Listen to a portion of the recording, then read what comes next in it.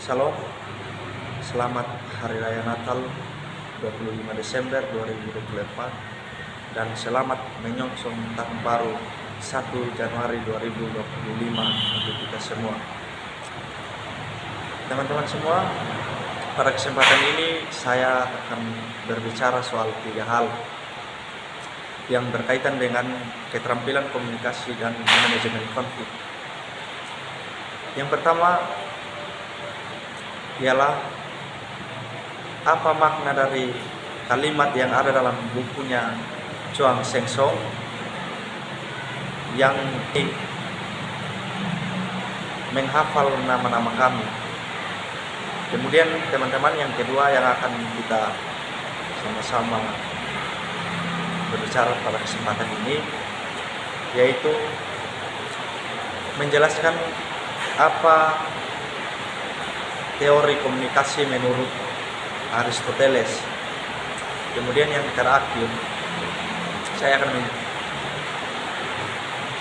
berbicara soal hubungan manajemen konflik dengan Yohanes 1 ayat 20. Namun sebelum itu teman-teman, perkenalkan saya atas nama Leonard Bangu, biasa disapa Leo. Teman-teman, sebelum kita masuk pada 3 pokok yang mau dibahas, kita perlu ketahui terlebih dahulu bahwa apa itu keterampilan komunikasi dan apa itu manajemen konflik. Jadi teman-teman, keterampilan komunikasi merupakan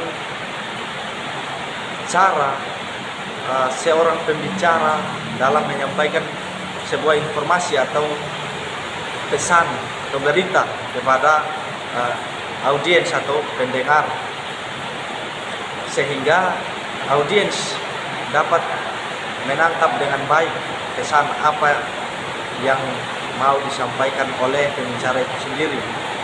Sedangkan manajemen konflik adalah usaha yang mesti dilakukan oleh seorang pembicara dalam situasi untuk mencegah, menghindari terjadinya konflik atau masalah.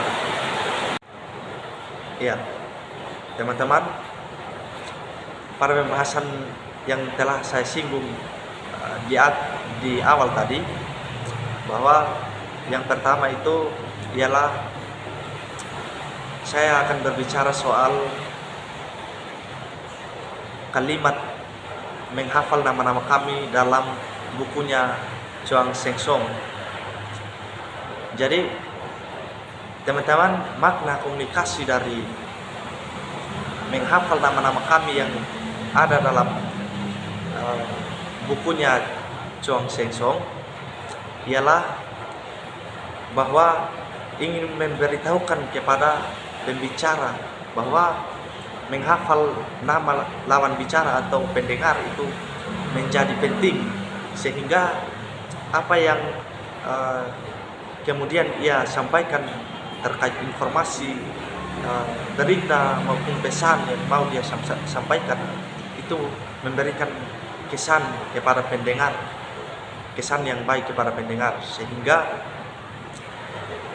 komunikasi antara pembicara dengan pendengar itu dapat berjalan dan memberikan kesan yang baik. Kemudian teman-teman, kita akan masuk dalam poin yang kedua, yaitu teori komunikasi menurut Aristoteles. Jadi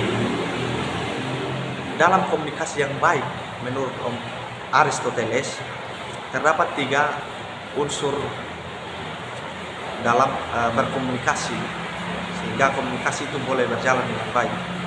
Jadi unsur-unsur itu terdiri dari ethos, logos, dan pathos.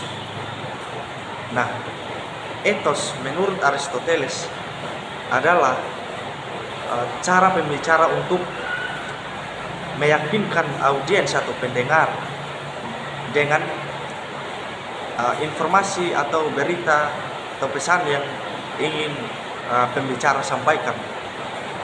Kemudian terkait logos, menurut Aristoteles adalah pembuktian atas informasi atau berita atau pesan yang mau disampaikan oleh pembicara dengan bukti dan alasan yang logis. Sedangkan patos, patos merupakan cara untuk mempengaruhi audiens atau pendengar, sehingga apa yang disampaikan oleh pembicara itu sendiri dapat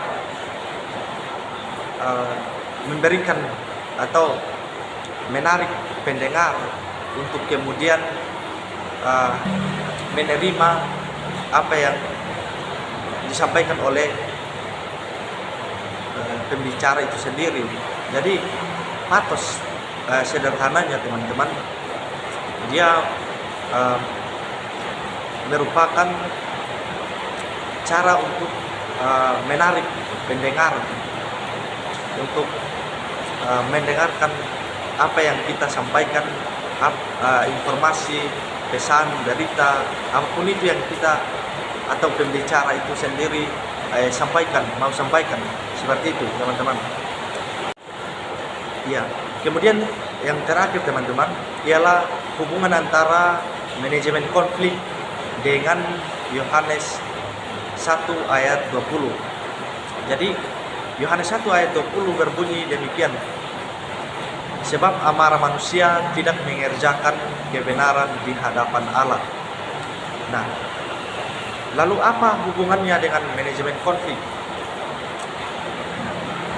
Hubungannya dengan manajemen konflik teman-teman ialah bagaimana kita kemudian memanage amarah kita supaya tidak menimbulkan sebuah konflik atau masalah. Sebab amarah hanya bisa menyusahkan diri kita sendiri, dan bahkan lebih parahnya ketika amarah kita kemudian melibatkan orang lain dalam perasaan tidak enak atau tidak baik dari akibat amarah kita sendiri. Sehingga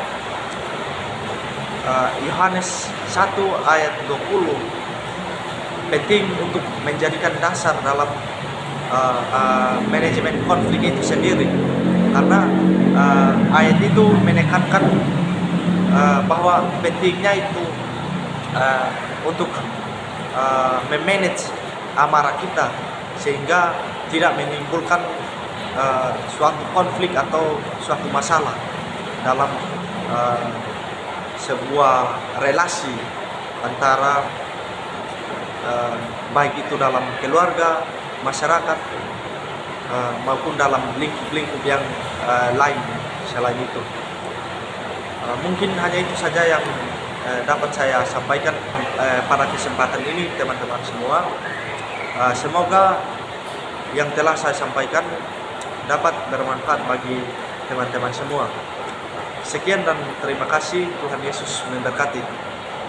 Sekali lagi, selamat Hari Raya Natal 25 Desember 2024 dan selamat menyongsong Tahun Baru 1 Januari 2025. Tuhan Yesus menyertai.